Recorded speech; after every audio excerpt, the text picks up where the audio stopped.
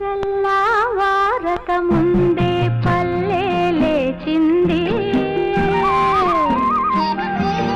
తన వారినందరినీ తట్టి లేపింది.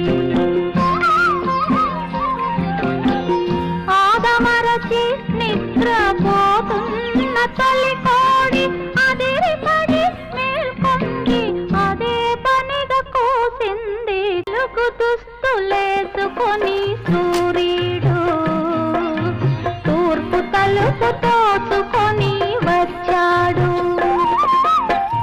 పాడు చీకటి ఎంత భయమేసిందో, పక్క దులుపుకొని